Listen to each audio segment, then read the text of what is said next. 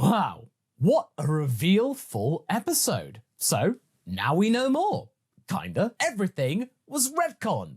And yet, not at the same time. But hear me out. It's kinda complicated. Basically, the Glind are in fact the new iteration of core people, but a lot of their, pun intended, core features are still the same.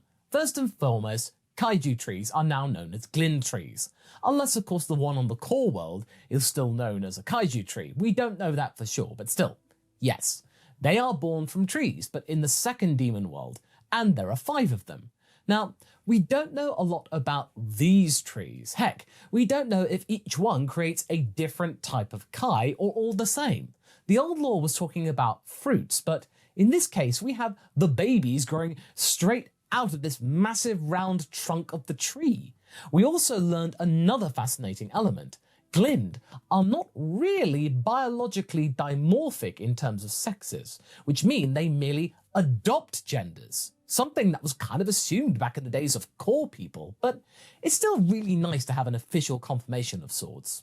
We also know that there wasn't any form of banishment involved in Degesu's and Arinsu's status in the demon realm. It seems that they merely decided to stick around, though the story of why this is has certainly gotten a little bit more complicated than Shin originally said. Now, there has been a rather interesting choice of words laid out to us when it comes to our Supreme Kai. When he was asked bluntly by Panzi, "Are you some kind of god?" his response was, something like that, which either means that he was either trying to be merely modest or he doesn't really consider his position to be truly divine. And you know what? That's fascinating. Now we finally have to come to terms that the creation part of the divine trio is in fact of demonic ancestry. I don't think there's any doubt about it. And at least some gods of destructions are former mortals, with the likes of Iwan and Sidra also having spiky ears, which may or may not indicate their true roots. Seriously, at this point, we wouldn't be surprised if we're going to be seeing the species of Beerus and Shampa here. There are demonic dog people. We haven't seen the cats yet though, but who knows? What we're trying to get at though is that maybe just like guardians and gods of destruction, the Supreme Kais have been chosen from different mortal species before Glind met a certain criteria which made them the de facto choice. But if that's the truth, then the Elder Kai is the big massive timeline problem, a paradox. You see, he was supposed to be the ancestor to Shin and a former Supreme Kai, but for that to happen, he must have left ages before Shin did. He might have left as maybe a student of the Grand Supreme Kai along with the others, but the old Kai would have had to be already there in the outside world, and let's not forget who would put him in that sword. Beerus. So for the timeline to still make sense, there had to be not one singular, but numerous exoduses of Glind from the demon realm, if Shin was supposed to be born in it and left on his terms. Again, someone had to put this whole system into place, and it seems that demons are much more vital to cosmology than we previously thought. But that would also mean they are born gods, which honestly would have twisted the entire philosophy of Zamasu if he knew the truth, and I'm assuming that he doesn't. As much as Have and I love Dragon Ball Daima, there's been a lot of weird stuff going on with Shin not knowing about Beerus or other important stuff in Z and Super, while this series shows him from a different, wiser angle, which makes these knowledge lapses even weirder to digest. Like, don't get us wrong, we prefer this version of Shin wholesale, who's actually doing something, and is quite sharp in his suspicions about Glorio. I'm pretty sure he knows that he might be working for his dearest sister, but I do wonder if those inconsistencies will be addressed in any shape or form. Yeah, it can always be its own timeline, but I still think that the law would apply elsewhere. And another interesting facet is the relationship between the Glind and the Namekians. Having seen more of their architecture and ships from that flashback scene of the trees, they're eerily similar. And also speaking of trees, you have the Ajisa trees that are the Namekian pride and joy. They're round at the top, while Glind Tree seems to be reversed with very round bottoms. It seems like the two species are here to complete one another. They both mostly rely on water, they do not really have sexes, they have weird relationships with God Ki, and have a special type of permanent fusion related to them. Though in the Glind's case, this might be an effect of them being Supreme Kais, it might not be from an original Glind trait. Also, They definitely have some sort of common cultural background, which is not that weird considering that they originate from the same place. Also, slugs kind of eat plants, but I don't think Namekians were predatory toward Glinds in that sense. I think their existence was more symbiotic. But still, there are some notable differences, namely the relationship between Namekians and dragonballs. Now, Carthu made a very good point and suggested in one of his videos that maybe Neva was one of the original discoverers of the super dragonballs, and that might have been a reason why he was barred from leaving the demon world, which could be an idea, but in my opinion, the new rule set has happened later than that. And also, one important thing. The Elder Kai isn't very fond of mortals using the Dragon Balls, which shows that he has some knowledge about them. I do wonder if he will appear again in this series. He could really do with some more character development rather than being merely Roshi 2.0, and his insight into the history of the Glind could be really useful here. A lot of things still have to jump into place for some of the things here to work, but hey, if they don't, that's Dragon Ball for you. Some of the new lore seems a lot better anyway. Still, Shin isn't really an overly sharing person, and it's clear how much he's still hiding. When asked about certain stuff, he answers with very brief responses. He must have something on his conscience then, otherwise he would have shared it quite wholeheartedly.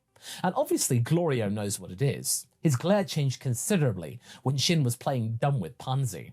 The question is though, did Arintsu predict he will go with Goku? After all, there was no guarantee on who would accompany her pilot, whether it would be Goku and him or someone else, and Glorio doesn't look super opposed to his presence. Was this plan just working out as intended? Did Shin's sister know that her sibling has a strong sense of duty that won't allow him to go there, or was it just logic? There's a weird combination of mistrust and respect between Glorio and Shin, but there's nothing suggesting that Glorio considers the Supreme Kai to be an unwanted member of the gang. If anything, he seems to get along best with him. But I'm also quite sure that on the other hand, Shin had overheard Glorio reporting to Arintsu. That's why he wanted him to see his true power. We finally learn what his magic powers are, and they are related to some sort of purple electricity. Nothing that immediately spells out Deborah's descendant, by the way. Still, he is strong though, and he might become even more powerful with more exposure. Also, the evil third eye seen in the opening, it's also got some sort of lightning-esque theming around it, which led us to believe that maybe Glorio will be the one who wears it, or one of its wearers. We have not definitely seen his final form. There's some more transformations to be had. Question is though, was he simply paid by the scientist to do her bidding, or is he truly loyal to her? Does he blame Shin for his siblings' rise to power, or did simply something click for him when he understood the power struggle? It's hard to say, but his relationship with the Glind might be a very important plot point for the entire series, especially that, according to Pansy, he does seem more like the inhabitant of the third demon realm rather than being part of the first, but he lacks the signature collar that is used to control the population. Now another question is brought to us. Just how many Glind are still in the second demon realm? We know that all of the Namekians that aren't called Neva left the demon realm, and considering that Shin's siblings are considered to be a bit odd and not getting along with other members of their species for not doing that as well and going with them, that could mean that the greenest part of the demon world is quite barren and devoid of its original inhabitants. It could be just a ghost town. Obviously, there may be more species there. Mr. Popo's race, perhaps? But it does seem like the Glinds and Namekians, they pretty much left that realm barren. At least with Namekians, we do know that they didn't want to be ruled, whatever that means. But the question is, was this unwanted rulership imposed by the Demon King, Neva, or someone else entirely? And if that was the Namekian reason, why did the Glind leave? And how did external travel become a thing? Did someone, maybe a deity, invite them there to offer them a high position as the overseers of life in all of the universes? Or maybe, and hear us out on this, maybe the demon realm is like Universe Zero, like a first draft with its 3 template worlds. Think about it. We have 3 beings that govern every single universe. What if this is some sort of leftover from the beta, which was the demon realm? What if whoever created it simply just got bored and up the scale, perhaps? Now, obviously, Zeno, the Grand Prix, Zalama, they all come to mind, but we have no idea. It might be someone we haven't even heard about yet, a brand new character. After all, the Grand Priest is one of the top 5 strongest beings in the entire multiverse, and we do wonder who the others are. Still, it is interesting to consider that we don't even know which side forbade the journey from and to the demon realm.